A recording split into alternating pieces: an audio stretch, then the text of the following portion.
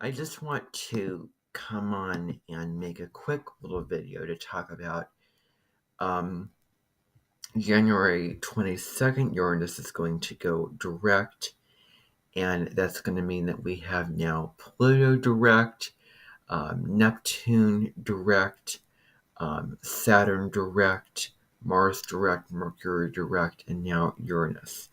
So up until April 21st, it's going to be time for a lot of forward momentum and moving forward. It's full steam ahead. It's all green lights. Um, and green means go, kind of like, if you're seeing, stoplights. And so it's time to get out there and, do what you want to do and conquer, basically, and get out into the world and achieve your goals without needing to go back over things and stop and reflect. Um, and so that's going on. Mars Direct is now the time to achieve what you want to achieve. Mercury Direct is the time to especially initiate what you want to initiate concerning the certain protocols. Mercury retrograde, which I do not agree with because we all have lives to live. And I find that very disempowering that you apparently can't do certain things when Mercury is retrograde. And miscommunications happen all the time. Um, when Mercury is retrograde. Just last night, I was I wanted a vanilla custard from Culver's, and my mom accidentally ordered a chocolate custard, and so there was like a miscommunication, and my brain wasn't focused. And so things like that do happen. There are miscommunications and things going off and wrong.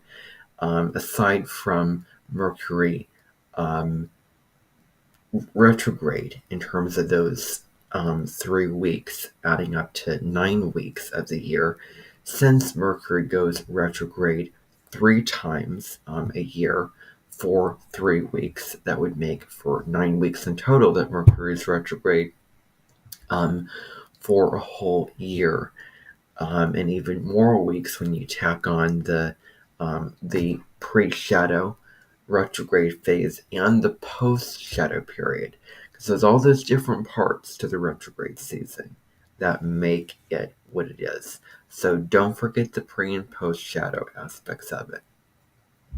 Um, but anyway, it makes us more aware of those things, conflicts, things going wrong.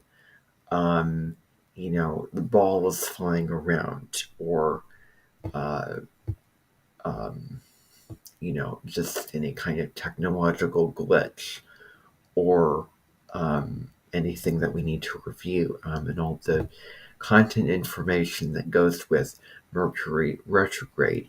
But it will soon come to an end.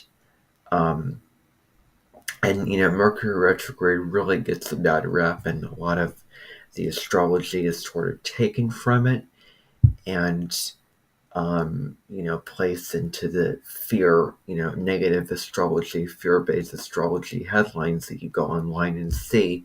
Take this with a grain of salt and live out the Mercury retrograde best that you can, and see it for what you want it, and see it in a positive way, as now's the time to get comfortable.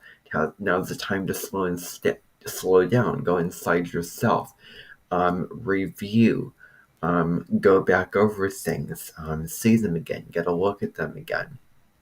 It's not so much masculine energy, the that kind of masculine she energy of going out and doing something and achieving things in the world, but it really turns the light on the feminine energy of reflecting and being receptive and resting, and sort of allowing in and inviting the external information, and really putting your trust in higher power, co-creating, and being open to the guidance and wisdom that you will receive from spirit as you go into the unconscious mind and review and clear whatever needs to be cleared up, fully finished. And so now Mars retrograde, sort of moving through these retrogrades, or not maybe all of them, but the Mars retrograde.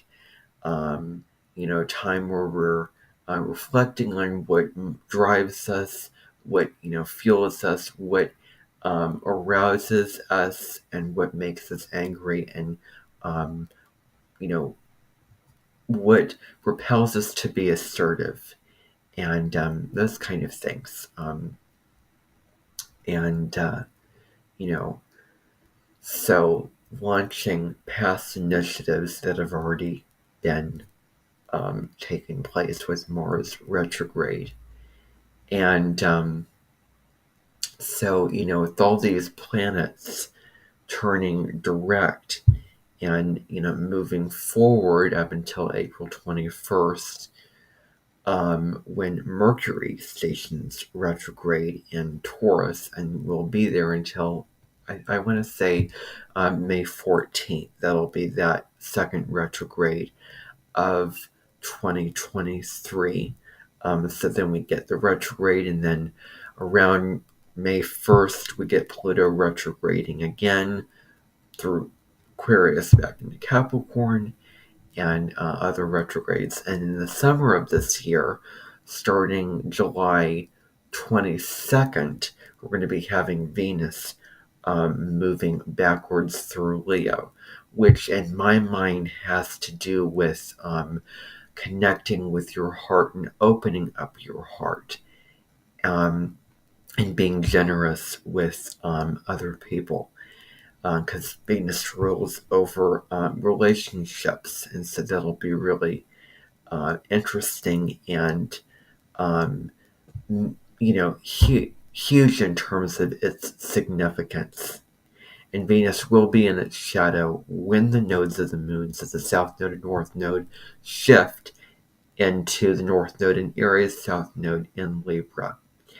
And so, I'll plan upon doing a video on that Venus retrograde when the time comes, which should be huge. And I'm not super into talking about Venus and Venus transits, but certainly that is huge. So I think, I want to say that Venus goes retrograde around the time that the lunar nodes change signs. Where do we want to head? Venus is, values. What are your values? And it's important to be aligned with those values, to move in those new directions, which is, the North Node is, forward movement, sort of an upward movement towards your destiny in this lifetime. And the North Node moving into Aries is about being authentically, yourself, and living on your own terms, and standing on your own 2 feet and doing your own thing, doing your own thing, really, and just those kind of things. And the South Node in Libra is about releasing any kind of relationship that doesn't serve you, with enmeshment, entanglement, and it'll have to do with where we compromising, people pleasing, and over relying on the other person, or feeling like we need the perfect partner or relationship, and we need somebody else to complete us. And I was watching a movie, and there was like it was from the channel Paradigm Studios, and in one of the films, the father was telling the his daughter to be perfect in the partner you choose. Well, nobody's perfect, and so now, in a way, that does make sense for the North Node in Aries when it comes to choosing a partner who's right for you, and aligns with your values, respects your values, etc. So those are all some general things, astrologically.